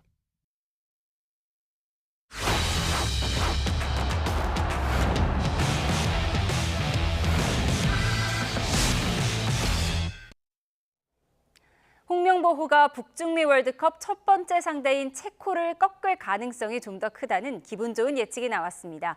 여러 스포츠 전문 매체 대부분 한국의 32강 진출 가능성을 70% 이상으로 내다봤습니다. 이대건 기자입니다. 축구 통계 전문 업체인 옵타가 예측한 홍명보의 체코전 결과는 한국의 승리입니다. 슈퍼컴퓨터를 활용한 한국의 승리 가능성은 42.9%로 체코의 31.3%보다 높습니다. 무승부 확률은 26%입니다. 또 한국의 32강 진출 확률을 70% 이상으로 예측했는데 공동 개최국인 멕시코 다음으로 높습니다. 특히 한국의 11회 연속 본선 무대 진출이란 값진 경험을 높이 샀습니다. 옵타는 한국이 32강에서 캐나다와 만난다고 봤는데 16강 진출 가능성은 캐나다 쪽에 좀 더 무게를 뒀습니다. 미국 스포츠 매체 ESPN은 벨기에의 한 대학연구소 자료를 바탕으로 한국의 32강 진출 가능성을 77%로 더 높게 봤습니다. 조별리그 첫 상대인 체코, 그 다음 상대인 멕시코와 1대1로 비기고 마지막 상대인 남아공에 2대1로 이기는 것으로 예상했습니다. 이렇게 되면 1승 2무가 되고 멕시코 다음으로 32강에 진출하게 됩니다. 한국의 32강전 상대는 캐나다를 꼽았는데 이 매체도 한국이 1대2로 진다고 예상했습니다. 영국 일간지 가디언과 중동 매체 알자지라도 한국을 멕시코와 함께 32강에 진출할 유력 후보로 꼽았습니다. 홍명보 감독도 32강 진출을 1차 목표로 제시했습니다. 이번에는 많은 변화가 있는 월드컵인데 저희는 1차 목표가 32강에 좋은 위치로 진출을 하는 겁니다. 본선 진출국이 어느 때보다 많고 조별리그 상대도 훨씬 수월한 만큼 32강 진출 가능성은 작지 않아 보입니다. 무엇보다 첫 경기인 체코전 결과가 중요할 수밖에 없습니다. YTN 이대원입니다. 축구대표팀 주장 손흥민이 이번 북중미 월드컵에서 지켜봐야 할 스타 26명에 뽑혔습니다. 야후 스포츠는 손흥민을 비롯해 각 나라를 대표하는 글로벌 스타 26명을 소개했습니다. 야후 스포츠는 토트넘 윙어 출신으로 미국 LAFC에서 두 번째 시즌을 뛰고 있는데 올 시즌 골 가뭄에 시달린 채 월드컵에 나섰다고 설명했습니다. 손흥민 외에 축구의 신 메시와 잉글랜드의 케인과 벨링엄, 프랑스의 덴벨레, 그리고 스페인의 신성 야말도 포함됐습니다. 2026 북중미 월드컵이 이틀 앞으로 다가왔습니다. 멕시코에서 한국 축구대표팀의 인기가 유독 많다는 소식 전해드렸는데요. 그 이유가 뭔지 양시창 기자가 취재했습니다. 월드컵 개막을 코앞에 둔 멕시코 과달라하라 시내 풍경입니다. 자국 축구대표팀 유니폼을 입고 다니는 사람들이 쉽게 눈에 띕니다. 아이들을 포함해 온 가족이 유니폼을 맞춰 입은 건 기본이고 작은 반려견에게도 초록색 유니폼을 입혔습니다. 광장 옆에선 차량 통행을 막고 막바지 무대 설치 작업이 진행 중입니다. 이곳의 랜드마크 과달라하라 대성당 앞에 펼쳐진 이 광장은 서울의 시청 앞 광장과도 같은 곳입니다. 이곳에서 현지 주민들은 월드컵 합동 응원을 펼칠 예정입니다. 거리마다 월드컵에 대한 기대감이 가득한 이곳 멕시코는 유독 한국에 대한 애정과 관심이 많습니다. 현지에서 만난 스포츠 매체 기자는 그 이유를 이렇게 설명합니다. Heung-min Son is an international player and quite popular all over the world, especially here in Mexico. And Mexicans also like the Korean culture, especially the K-pop artists like BTS, Blackpink. 또 2018 러시아 월드컵에서 한국이 독일을 꺾으면서 멕시코가 16강에 진출했던 카잔의 기억도 여전히 깊이 남아 있습니다. How can I say grateful about that somehow the Korean players helped the Mexican team. 이런 이유로 현지 축구 팬들은 한국이 이번 대회에서 이전보다 좋은 성적을 거둘 것으로 확신합니다. I think this tournament probably is a good chance for Asian teams to reach the higher levels. Mexico first, Korea second, Czech Republic third, South Africa fourth. 멕시코 다음으로 한국을 응원하는 현지 분위기를 등에 업은 홍명보호가 기대를 얼마나 충족할지 이제 결전의 시간이 점점 다가오고 있습니다. YTN 양시창입니다. 북중미 월드컵 개막이 이틀 앞으로 다가오면서 전염병 확산에 대한 우려도 덩달아 커지고 있습니다.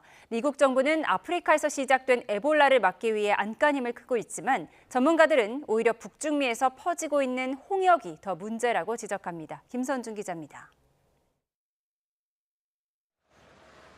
민주콩고 축구 대표팀이 칠레와의 평가전을 위해 프랑스 오를레앙 경기장에 도착합니다.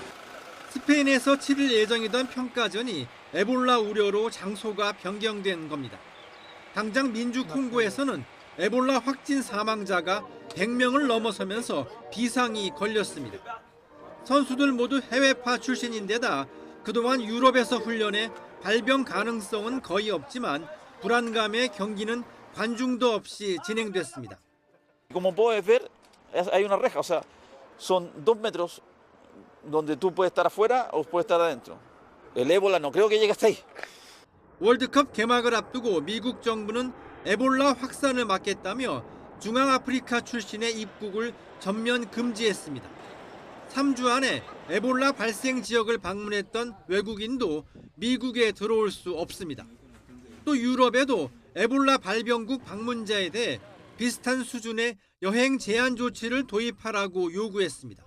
The number one priority of our foreign policy is to protect the American people.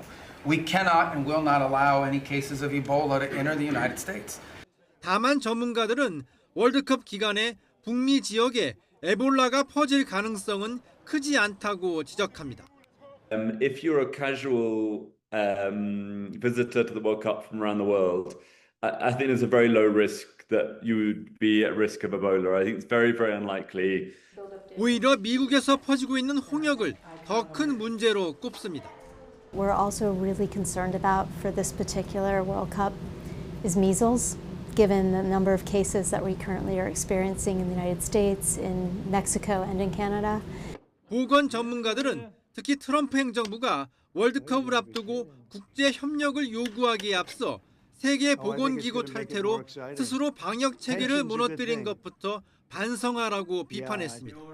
YTN 김선중입니다. 오늘도 더위가 강하지는 않아서 바깥 활동하기 무난했습니다. 다만 저녁까지 경기 북부와 강원 등 중부 곳곳으로는 산발적인 비가 이어지겠는데요. 양이 많은 건 아니지만 이 지역에 계신 분들은 퇴근길 교통안전에 유의하셔야겠습니다. 내일은 대체로 맑겠지만 중부와 경북 지역은 흐린 가운데 소나기가 내리겠습니다. 서울 등 내륙 곳곳에 5에서 40mm 정도가 되겠고요. 곳에 따라 돌풍과 벼락이 동반될 수 있겠습니다. 안전사고에 유의하시기 바랍니다. 내일 아침 기온은 평년보다 1, 2도가량 낮아 선선하겠습니다. 내일 서울 아침 기온이 16도, 포항은 17도로 출발하겠고요. 낮 기온은 서울이 26도, 포항 28도로 예년을 비슷하거나 조금 낮겠습니다. 다가오는 주말에는 다시 30도 안팎의 더위가 나타나겠습니다. 날씨였습니다. 이상으로 수요일에 보내드린 뉴스온 마치겠습니다. 함께해 주신 여러분 고맙습니다.